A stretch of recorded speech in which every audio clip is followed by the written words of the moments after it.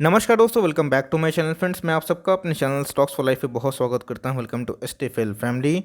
दोस्तों, बात की जाए एक ऐसा स्टॉक है जो एक महीना में दोस्तों हमें पैसे डबल करते हुए दिखाई पड़ रहे हैं।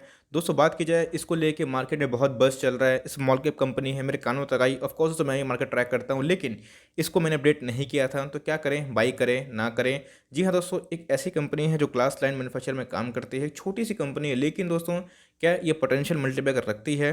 बाई किए हैं तो क्या लेवल्स हो सकता है, नहीं किए हैं तो करना क्या है, कंपनी का इन्फॉर्मेशन क्या है, कंपनी कहाँ की है, वैल्यूएशन कैसे हैं, कंपनी के सेल्स कैसे हैं, और क्या दोस्तों फंसाया तो नहीं जा रहा है। पूरा दोस्तों ऑनेस्ट एनालिसिस करने की कोशिश करूंगा। चैनल फर्स्ट टाइम होंगे सब्सक्राइब कर सकते हैं इस क्वालिटी कंटेंट को सबसे पहले एक्सेस करने के लिए। Now without dealing in for time let's begin. दोस्तों, आज की बात की जाए तो इंडिया मार्ट इंटरमेश में गिरावट क्यों हो रही है, इसके पीछे दोस्तों एक टेक्निकल फैक्टर भी हमें दिखाई पड़ रहा है, जो दोस्तों हम लोग बोलते हैं फिबोनाची रिट्रेसमेंट।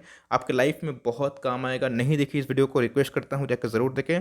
और स्टॉक फटाफट सीरीज दोस्तों मैंने आपके लिए डिजाइन की है, जाके जरूर देखें। मैंने 25 स्टॉक को कवर किया है। Now without dealing in for time let's begin. तो फ्रेंड्स, आज हमें 5% के ऊपर की तेजी दिखाई पड़ रही है। आप देख सकते हैं कि पिछले कुछ दिनों में दोस्तों ये बहुत तेज दिखाई पड़ रहा है।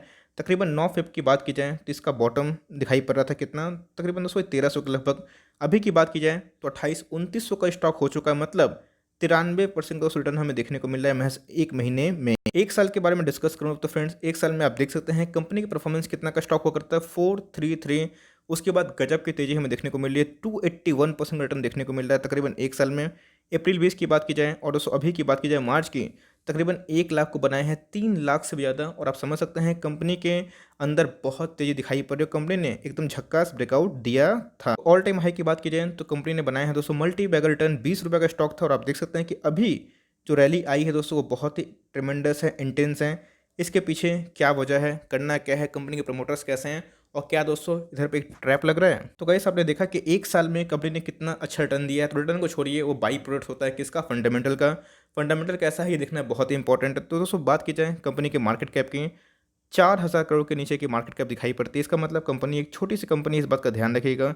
इंडस्ट्री पे कितने की है, 51 के लगभग, और इधर पे कितने की ट्रेड हो रही है, 81। मुझे अच्छे से पता है फ्रेंड्स कि एक साल पहले की बात की जाए तो इनके पी 50 के नीचे ट्रेड हो रहे थे, लेकिन अभी की बात की जाए तो 80 के ऊपर पी होना अपने आप में बहुत बड़ी बात होती है।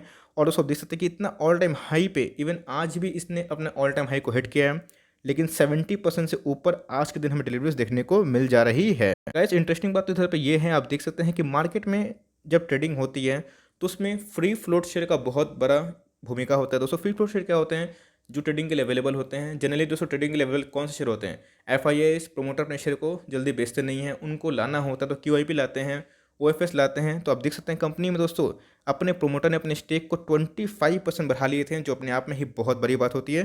तो कंपनी के प्रोमोटर्स ने अपने कंपनी में फेथ दिखाया। बात की जाए FIIs की, तो एक भी दोस्तों FIIs का पैसा इस कंपनी में नहीं है। तो नोट करिएगा, कंपनी के अंदर कोई भी FIIs का निवेश नहीं है। DIS की बात की जाए दोस्तों तो 8% का DIS का निवेश हमें दिखाई पड़ता है। और इसमें दोस्तों मैक्सिमम रिटेल पार्टिसिपेंट बहुत ज़्यादा दिखाई पड़ते हैं। 17% का स्टेक इसके पास है, रिटेल इन्वेस्टर्स के पास।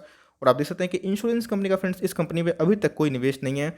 तो वैल्यूएशन वाइज आपने देखा कि इंडस्ट्री पे से काफ़ी महंगी हो चुकी हैं, और बड़े बड़े FIIs और बात की जाए इंश्योरेंस कंपनी अभी तक इतने स्टेक नहीं रखी हैं। तो यस, कंपनी का रिटर्न तो अच्छा है, लेकिन अभी तक बड़े निवेशक इस पर इंटरेस्टेड नहीं है। इस बात को दोस्तों जरूर आप ध्यान लगा सकते हैं। तो सेल्स के वाइज कंपनी कैसी है देखना बनता है। 19 में और 20 में कंपनी के सेल्स कैसे रहे, तो 359 करोड़ का कंपनी ने सेल्स किया था 2019 में। 20 की बात की जाए 400 करोड़ के ऊपर का सेल्स करना मामूली नहीं होता है। मतलब दोस्तों कंपनी के सेल्स में ठीक ठाक इंप्रूवमेंट है। कंपनी के प्रॉफिट की बात की जाए तो कंपनी के प्रॉफिट कितने हो चुके हैं, डबल हो चुके हैं। 18 करोड़ से कितने हो चुके हैं, तकरीबन 39 करोड़। इसका मतलब कंपनी के सेल्स में भी इंप्रूवमेंट है, और कंपनी के दोस्तों प्रॉफिट में भी इंप्रूवमेंट दिखाई पड़ रही है। कंपनी के पास कितना रिजर्व सरप्लस है देखना बनता है, चूंकि दोस्तों 4000 करोड़ के अप्रॉक्स की कंपनी बन चुकी है, लेकिन उसके बावजूद भी कंपनी के प्रॉमिसिंग हमें रिजर्व सरप्लस दिखाई नहीं पड़ रहा है। तकरीबन 50 करोड़ का रिजर्व सरप्लस बहुत बड़ा नहीं होता है। तो ध्यान रखना है कि कंपनी के पास उतना सफिशिएंट रिजर्व सरप्लस नहीं दिखाई पड़ते हैं। लेकिन कंपनी के EPS शानदार है। EPS क्या बतलाते हैं, कंपनी के Q1, Q2, Q3 और Q4 के जो एवरेज है वो क्या नंबर्स निकल के आते हैं। 14 का EPS 2019 में दिखाई पड़ता है। 2020 की बात की जाए तो 30 के लगभग दिखाई पड़ता है। इसका मतलब कंपनी के EPS में अच्छी खासी बढ़ोतरी दिखाई दे रही है। अब दोस्तों इधर पे बहुत ही इंपॉर्टेंट मैट्रिक आता है, कंपनी का जो DNA होता है।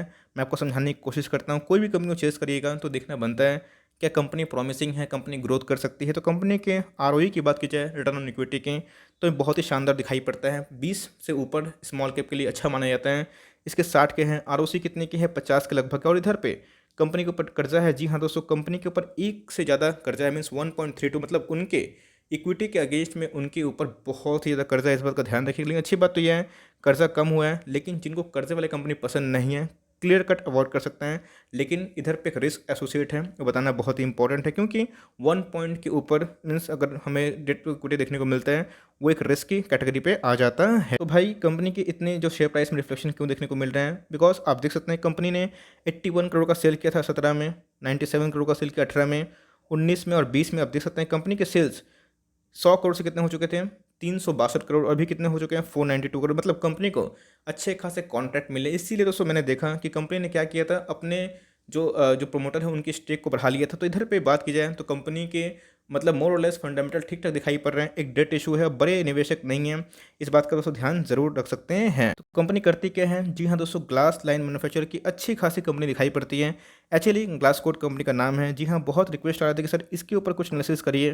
तो मैंने पता लगाने की कोशिश की कि कंपनी की वेबसाइट पर भी गया, इनके प्रोमोटर सब पटेल फैमिली है। मैं आपसे रिक्वेस्ट करूंगा कि एक क्वेश्चन मैं पूछ करना चाहता हूँ, कंपनी कहाँ की है, कमेंट बॉक्स में ज़रूर बताइएगा। जाकर थोड़ी रिसर्च आप भी करिए। और कंपनी के जो प्रोमोटर है कौन से, मैंने बता दिया पटेल फैमिली से बिलोंग करते हैं, लेकिन दोस्तों कंपनी के प्रोमोटर के नाम कौन कौन से, सीईओ कौन है वगैरह वगैरह, जाकर ज़रूर बताइए कमेंट बॉक्स में। तो एनीवेज आप देख सकते हैं कि इनके जो इनकॉर्पोरेशन डेट है वो काफ़ी पुरानी दिखाई पड़ रही है। तो कंपनी की बात की जाए तो 1981 के लगभग दिखाई पड़ रही है और इंजीनियरिंग में काम करती है।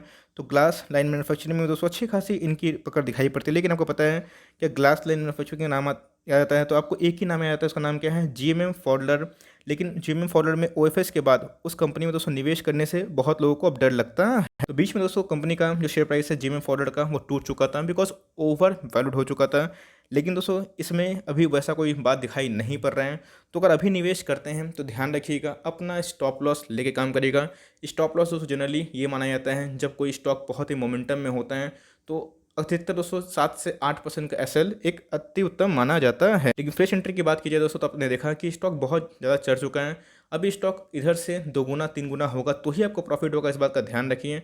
जो रिस्की ट्रेडर हैं, जिनको रिस्क लेना पसंद है, वो अपना एसएल लेके फर्दर पोजीशन बना सकते हैं। जिन्होंने पोजीशन बनाया है तो भाई आप होल्ड एंड कंटिन्यू करिए, बिकॉज स्टॉक में मैं देख रहा हूँ वॉल्यूम्स बढ़ रहे हैं। और वो दोस्तों जब वॉल्यूम्स बढ़ते हैं तेज़ी से मंथली कैलेंडर में, तब उसमें और भी ज़बरदस्त ब्रेकआउट हमें देखने को मिलता है। तो अगर मेरे हिसाब से अगर आप निवेश करना चाहते हैं तो भाई थोड़ा सा अमाउंट निवेश करिएगा, अपने वेल्थ का 1-2-3% से ज़्यादा निवेश नहीं करिएगा, क्योंकि दोस्तों स्टॉक बहुत भाग चुका है। स्मॉल कैप से बिलोंग करता है, इस बात को भूलिएगा मत। कल क्या हुआ था, जीएमएम फॉरवर्ड को लेकर चारों तरफ हल्ला चिल्ली था, लेकिन जब गिरावट हुई तो सारे लोग भागते हुए दिखाई पड़े। और दोस्तों हमने 3350 पे जीएम फॉरवर्ड को खरीदने की राय दी थी। अब कोई 7 ईयर के लेवल पे अपने इंटरनेशनल वैल्यू से ऊपर खरीदेगा तो ऑफकोर्स वो फंसेगा, इस बात का उसको आप नोट करिए। लेकिन अगर आपको निवेश करना है इनके बिजनेस में, अगर आपको पसंद है कि चलो ग्लास लाइन मैन्युफैक्चर में कोई अच्छा लीडिंग बिजनेस है, तो मेरे हिसाब से दोस्तों अगर आपको जीएम फॉरवर्ड में कॉर्पोरेट गवर्नेंस का इशू दिखाई नहीं पड़ता है उनके लिए, तो भाई मैं निवेश करना पसंद करूंगा जीएम फॉरवर्ड में। पर्सनल चॉइस है, बिकॉज ऑलरेडी दोस्तों उसमें एक करेक्शन आ चुका है। लेकिन ध्यान रखिए अगर आप निवेश इसमें करते हैं तो अपना एसएल लेके काम करिएगा। लेकिन कंपनी प्रॉमिसिंग दिखाई पड़ रही है, और क्या पता दोस्तों ये धीरे धीरे 10,000 करोड़ की मार्केट कैप को भी छू दें। तो मेरे हिसाब से धीरे धीरे अपना स्टेक बढ़ाइएगा, जैसे जैसे मार्केट कैप बढ़े। इनके फिनेंशियल्स को देखिए दोस्तों कैसे कहाँ जा रहे हैं।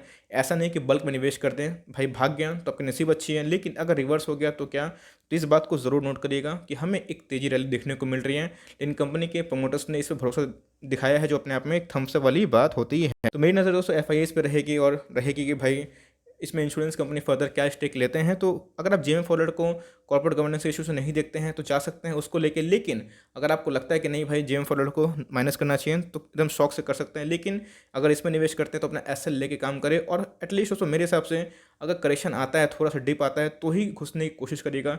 मैं अपनी बात करूँ तो भाई इधर पे घुसने का कोई भी फंडा दिखाई नहीं पड़ता, because already stock highly overbought zone में जा चुका है। और स्टॉक में रिवर्सल कब आएगा, नो वन नोस। तो इस बात को ध्यान रखिए। आप अगर ट्रैक करते हैं तो भी सही है, नहीं करते हैं तो भी सही है, लेकिन दोस्तों देखने की कोशिश करिए कि स्टॉक का बिहेवियर कैसा है। तो आप क्या करेंगे स्टॉक में, और क्या दोस्तों आप जीएम फॉरवर्ड को चुनेंगे फिर इसको चुनेंगे, कमेंट बॉक्स में ज़रूर आए बताएं। और इसको चुनते भी हैं तो उसके पीछे का लॉजिक क्या है, और जीएम फॉरवर्ड को चुनते हैं तो उसके पीछे का लॉजिक क्या है, ज़रूर बताने की कोशिश करिए। मैं सबका रिप्लाई बहुत दिल से करता हूँ। सब फॉर टाइमिंग ये छोटी सी अपडेट थी कि स्मॉल कैप है जो बहुत तेज़ी से भाग रहा है, करना क्या है वो दोस्तों मैंने बता दिया। आई होप दोस्तों वीडियो आपके लिए हेल्पफुल है। कंटेंट सही लगा तो लाइक कर दिएगा, चैनल फर्स्ट टाइम होंगे तो सब्सक्राइब भी कर सकते हैं। फर्दर कोई डाउट है उसको ड्रॉप करना ना भूलें, और कोई स्टॉक का रिव्यू चाहिए उसका नाम भी ड्रॉप कर सकते हैं। I would love to make a video on your demand. तो गाइस मिलते हैं जल्दी, तब तक के लिए bye. Thanks for listening friends, God bless you all.